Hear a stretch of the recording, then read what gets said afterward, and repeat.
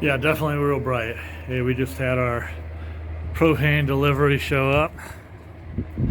Yay, first time at this house. So here we are from the other angle. The propane delivery truck right behind us. Like I was saying earlier, it's our first delivery, and big long hose to our two tanks over here, 1 and 2. One of them was completely empty and the other was down to like 26%. So getting talk about stress. Yeah. I'm like, oh man. Don't want to run out of propane in winter. It's kind of funny because we've been making kombucha and we've been putting the bathroom heater on 25 or no 75, and I told Thane, oh, do we have to turn it down? I'm gonna ruin my kombucha. Oh, it's crazy. I think Judy needs to do another little episode on her kombucha. It's coming along good. We're making progress. The little scobies are surviving now. We had some problems with the first few batches we tried to make where the SCOBY would look like it was dying and not working right. It's really fussy about that temperature. You got to get it to the right temperature, otherwise it just doesn't work. And it's a lot warmer than what it should be from what we're used to working with. So keeping it warm is hard. Yeah, so at 26, that's what we were down our tank, and it was like I was panicking. Oh my gosh. It's kind of funny. It's the little things. It's the little things that make me excited, like the New Mexico propane guy coming. So Judy's back here reading the gauges, learning how to do it. I guess I've been the only one that really coming out in the night reading it. But I don't understand. Here's your receipt. Okay. So I had to do 2 timestamps, so 270 was what you ordered and then 400 to fill. Okay. Okay. Is there anyone I can call to get that website thing fixed? I sent a text to my boss to give me a call so I could have him Read the gauges, which will be helpful if you're ever out of town and I need to read the gauges. So what Judy was doing is you lift this little guy up, and down here, if you don't have propane on your home, that's what you do. So you look at that gauge, and right now it's reading 80. They never fill them to 100%, just 80%. 400 gallons in each tank, and that way they can stay properly pressurized and all that, and the propane can flow. But these are our 2 tanks, 1,000 gallons potential capacity. But anyway, back to finishing lunch and then back to work. But at least we got that little chore done, so we're good for the rest of the winter. Yay! And hopefully not until next fall. Just you. Hi guys, Thane and Judy here. We're over at our upper lot, and it's sunset time.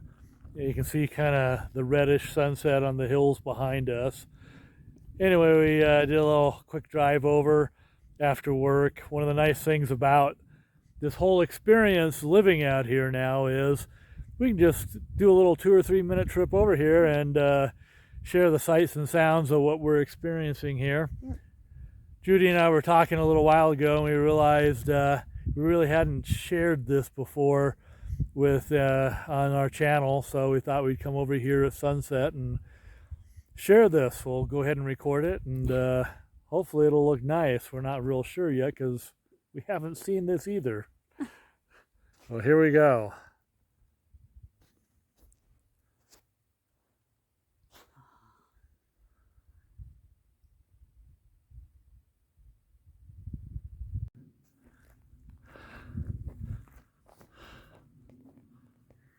Okay, there's the sunset. Isn't that amazing?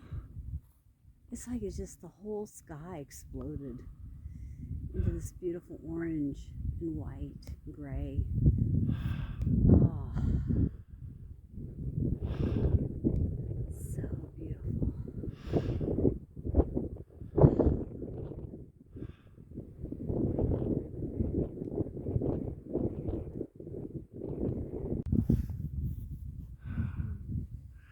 And the other direction behind us, we have the moon coming up.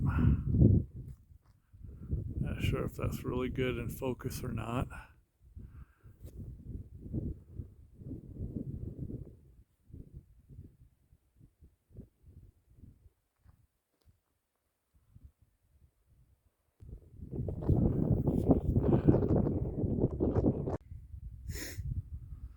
And here we go.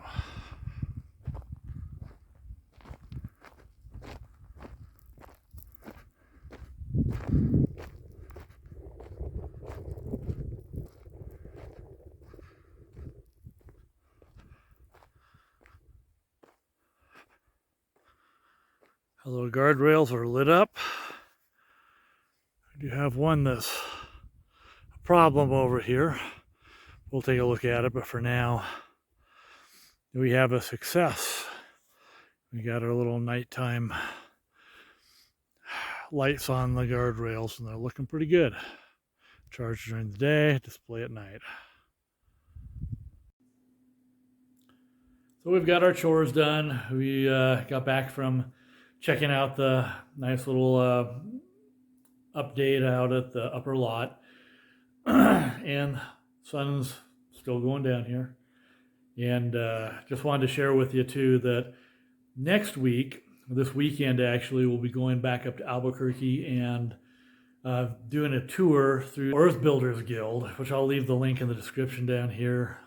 They have a tour coming up with the La Luz Homeowners Association. It's a development, I think, of like 96 townhomes in the west side of Albuquerque that was developed between 1968 and 1978.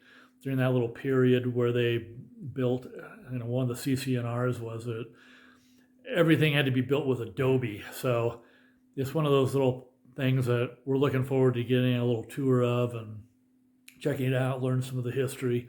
We've been doing a little research now. That's why we haven't put much content into this episode, because we're so focused on what we're going to be doing this weekend and trying to capture a lot of good information to share with you on next week's episode on the La Luz Homeowners Association and their adobe townhomes that were built not far from the Rio Grande River off of Coors and Montano, I think. It's not far from where the new Sprouts is on the central west side of Albuquerque. Not far from our Albuquerque home.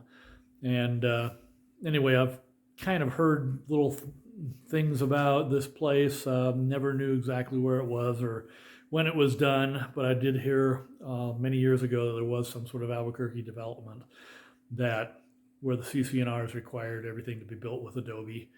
And so we're looking forward to seeing some of the techniques and the final results and how they're holding up after all these years.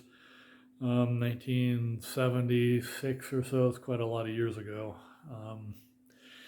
Anyway, hope you enjoyed our little visit of our chores here around the house and on the nature preserve. Anyway, we'll have a special episode for next weekend. Cheers.